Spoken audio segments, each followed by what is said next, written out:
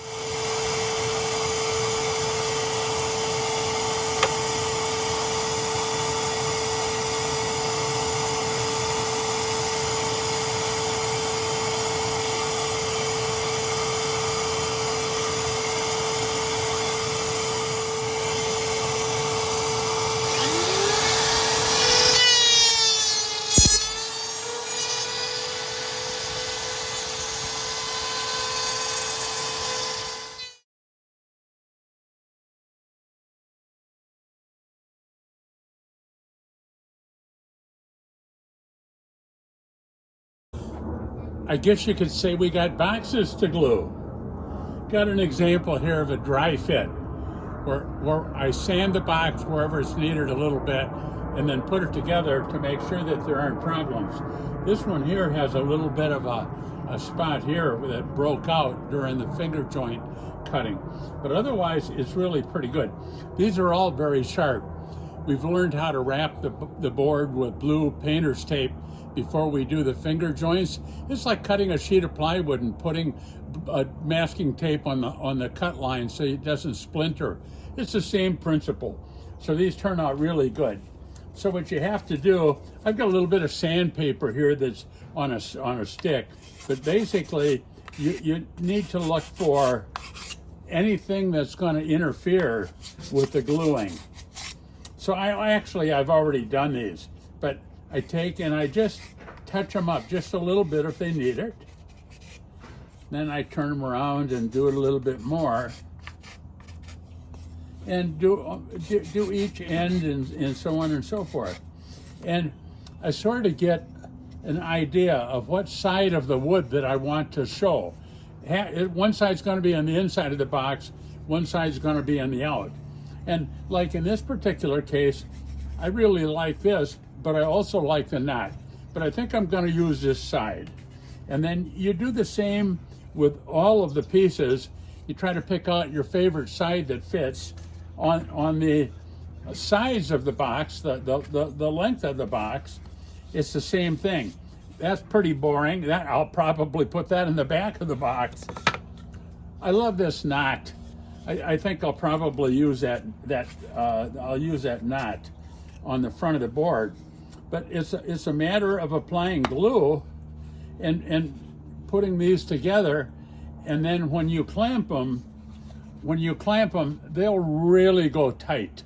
So you have to put a little bit of glue on them.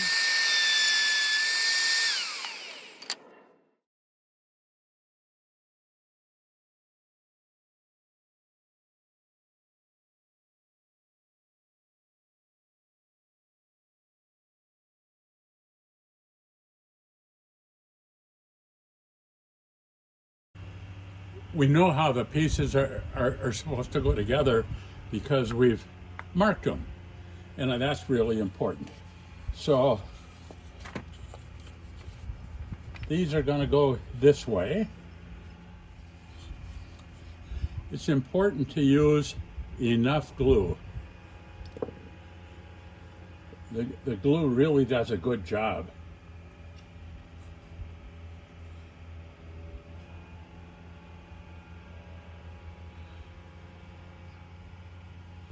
And you know what I like?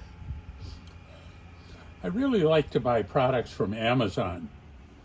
They're not always the cheapest, but I gotta tell you, it's pretty nice when I don't have to drive around looking for products. I can just go on Amazon and get them just like that.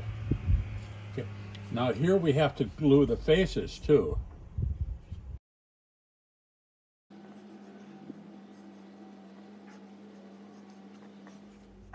This is an important part of building a box. If you don't do it right, you end up with a lot of sanding, a lot of gaps that you have to mess with.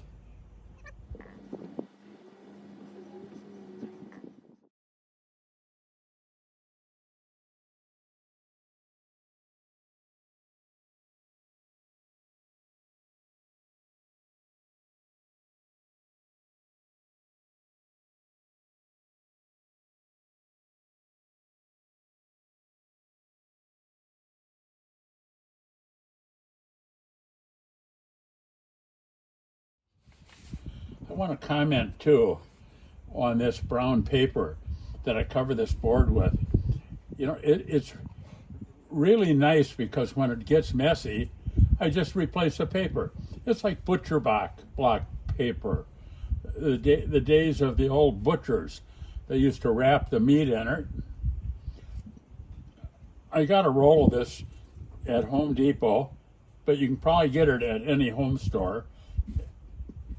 And people use it to mask an area or protect an area. And in my case, I want to keep this, because of the videos, I want to keep the work area here looking decent. So I just put the brown paper on it. But I am so surprised. I've been shooting video footage on this all week, and it still looks great.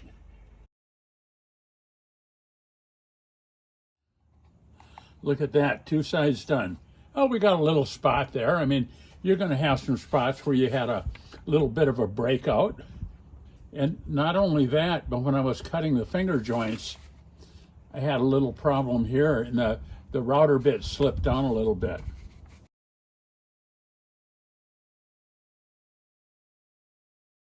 This is supposed to be fun, right?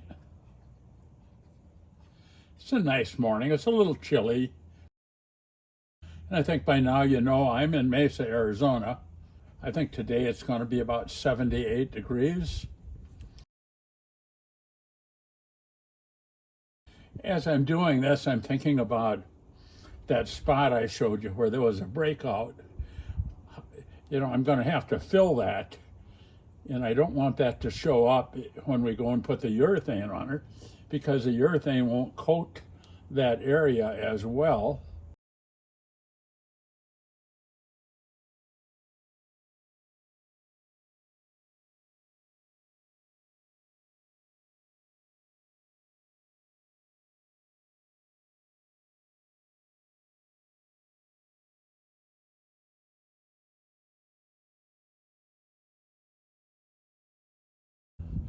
Using one of my wife's paint brushes. I think it's mink. I think that's what the paintbrush is made out of. But I've got a jar of water next to me here, so when I'm done gluing, I put the paintbrush in that right away and then clean it when I get a minute.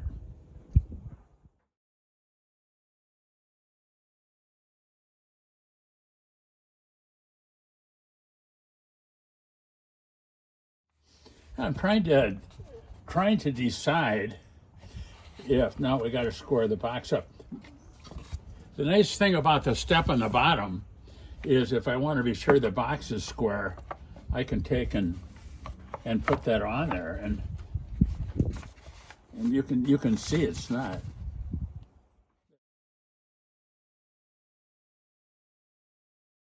I think I'm not going to use those box clamps on this. I sort of like these sticking out.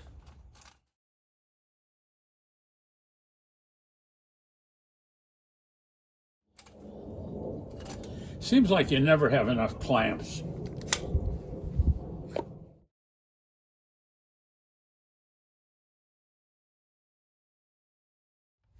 You don't want to over clamp it because the clamps will leave impressions in the wood.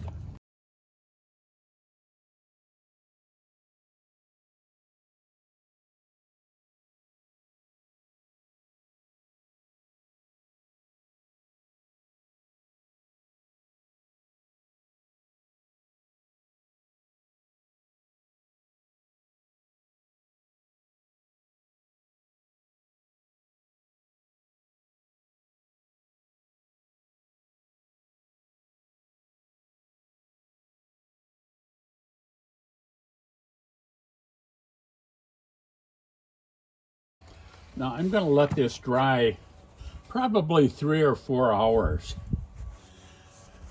So the next step will be, when it dries, to put the bottom and the top off. What we're trying to do is we're trying to end up with a cube. We'll separate it for the top and the bottom.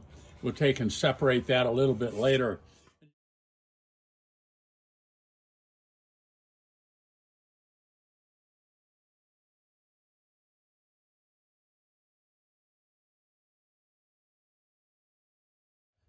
Trying to figure out if I want the knot at the top or the bottom, or maybe I want to split the box right down the middle, make it kind of interesting. I think I'll probably do that.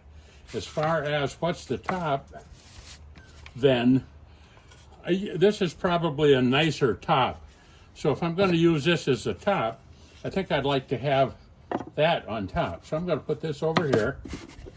We'll go ahead and we'll start putting the glue on.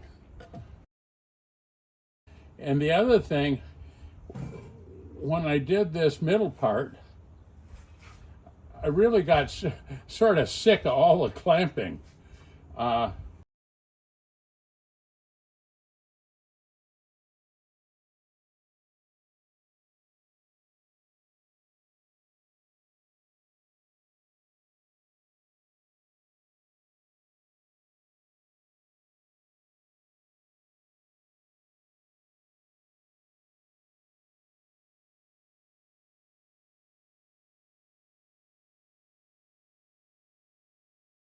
I'm going to store chilies from Hatch. Dried chilies that you use for cooking. You take them out and rehydrate them. I think I'm going to put those in this box. And the reason is that that knot hole, instead of covering that up with a liner or something, I'm going to leave that open because dried chilies like that need to breathe a little bit so that they don't mold or don't, you know, this is supposed to be fun. It's supposed to be very peaceful doing stuff like this. You know, we're not doing production. This isn't a production plant with a foreman beating a drum. You just take your time, do a nice job, be proud of your work, make sure it turns out nice. But I'm really thinking about having a purpose for these boxes. It's one thing to build them, but they should do something. I had a friend, I showed him all this work that I was doing. And, you know, he knows that it's sort of retired and I'm doing the YouTube thing and all of that. And he said, what? He said, have you lost your marbles? And I told him, I said, you know, that's a great idea. Maybe I'll laser engrave in the lid lost marbles and I'll fill it with marbles. Get a chance to get this extra glue off. Make sure that it's centered here. Make sure that there's a little extra wood here for sanding. Looks like that could go that way. There, we got that. Now, because this fits so well, I think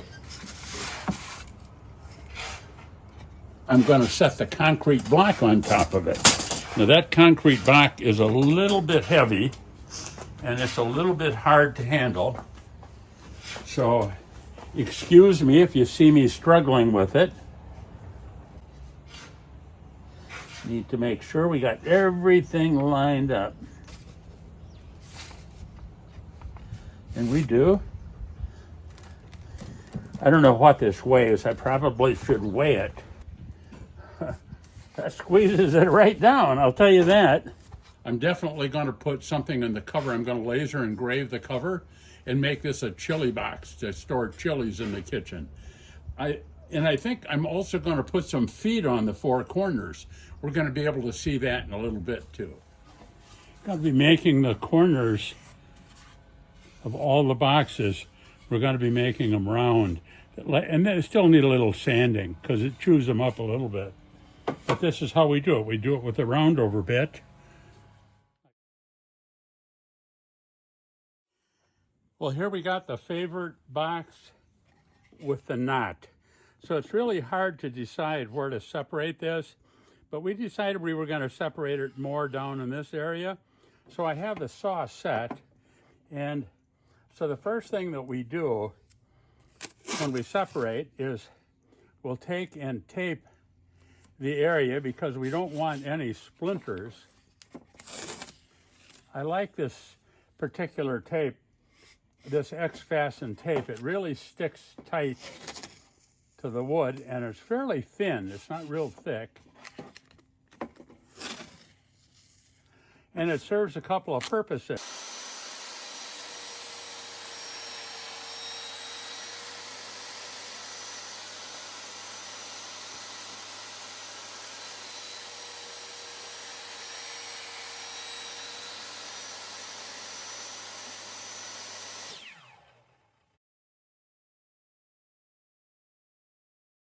Here's the box again with the nuts. We're putting feet on it. It gets one more coat of urethane. It's been pre-sanded again, and it's pretty much ready to go. But my purpose today is to show you how to make the feet. And also, this has a slip fit instead of a hinge. It's got a slip fit top. So I'm going to set that over here. Here's what the feet look like. I've done some of them. I started by cutting a piece of wood, running it through, and then cutting it off, and that's what I have here. So